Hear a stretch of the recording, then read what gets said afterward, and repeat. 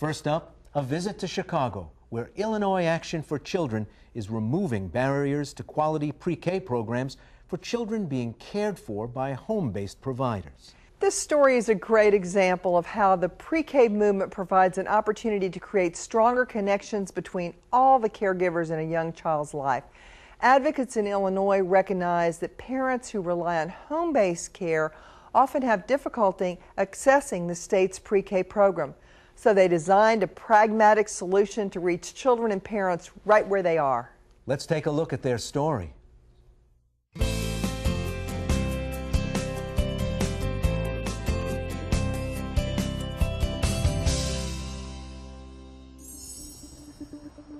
Y'all want to go to Granny's house?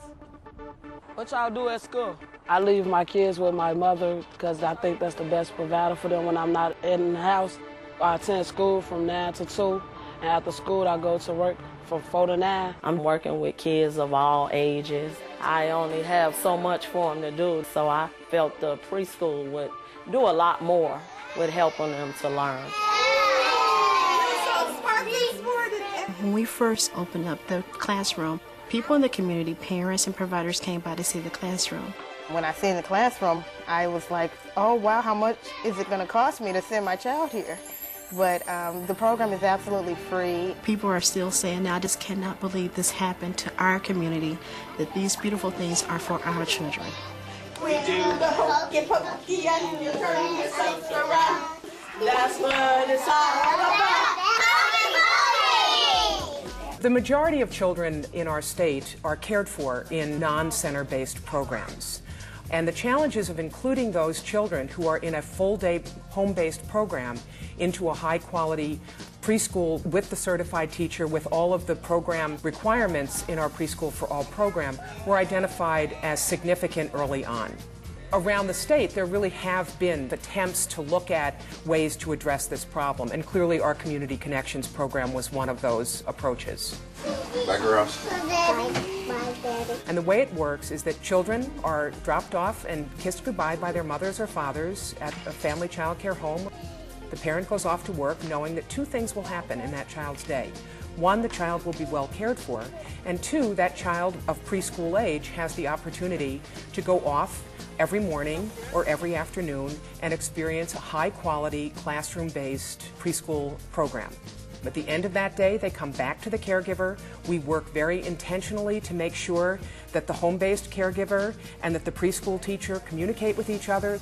With our involvement with community partnering, our enrollment is up.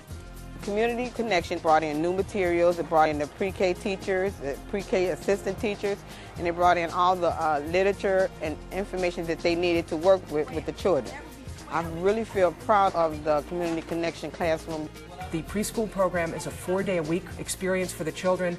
On the 5th day, the teacher and the assistant teacher spend their day visiting caregivers, checking in, taking materials, talking about what's going on with individual children in the classroom. How Kevin's behavior was, because we get to work one-on-one with the children, you know, and understanding what the kids need to know.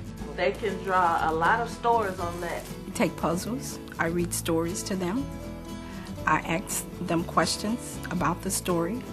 This month, we're working on the store, the unit of the store. What can I do around the house, you know, to keep active with the things that they're doing at school? Ms. Ball, these are some of the things that we discuss in the classroom, and we have just props here. The strength of the community connection model is getting the parents involved within the community. They let us see what the children are doing, the different areas that the children might be playing in. Instead of just sending your child and having nothing to do with it, you can actually come in and participate as well. When my daughter comes home, I fill her in on what's going on. I would explain to her everything the teachers left and tell her what books need to be read to the kids. My daughter is able to get involved and do a lot of different things by being in the program. I think it's kind of building her self-esteem up. Yesterday I came up to the school, she's like, Mom, I know how to do the puzzle. I was like, no, you don't. She's like, yes, I do. I'm like, put it together. She put it together. I was like, whoa, big girl. 3. So take 3 cookies. I think the most important lesson that we've learned, both generally in our work here in Illinois, and specifically in the Community Connections piece, is first be inclusive. Do not judge, do not dismiss, include. What color is my shirt? Green. Okay. Because when we include all types of people, we end up with much stronger programs and products. And I think that we learned in the Community Connections program that by starting at the ground and moving up, we really can create capacity in individual communities. I heard that you're a provider and that you take care of children ages 3 to 5. In the beginning, people were saying a lot of things. We're going to lose money. Your parents are going to take their kids away from us. They're trying to get rid of home daycare. So one of the first things I had to do was go out, knock on doors, and educate people what pre-K was all about. They were already a little bit familiar with me.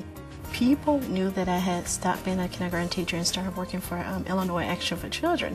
So people were willing to listen to me. The second thing that I did was I knew that if I could find one leader, one big provider, that they could tell other providers and more providers will listen to them than anybody else.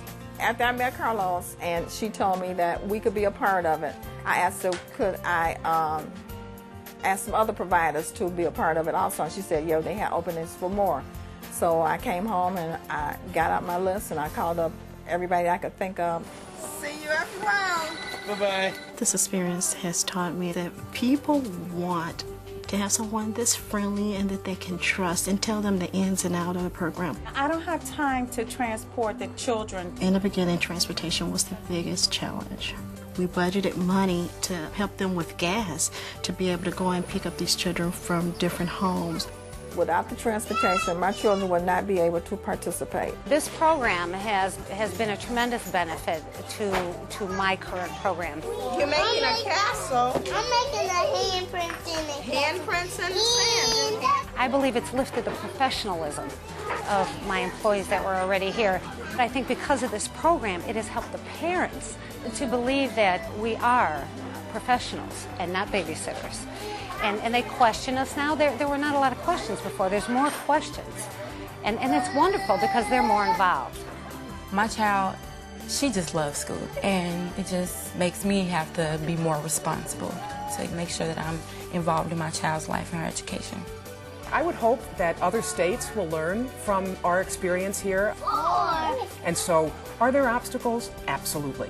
Are we entitled to be stopped by them? Absolutely not. And so my attitude about obstacles is we just move them aside or climb over them.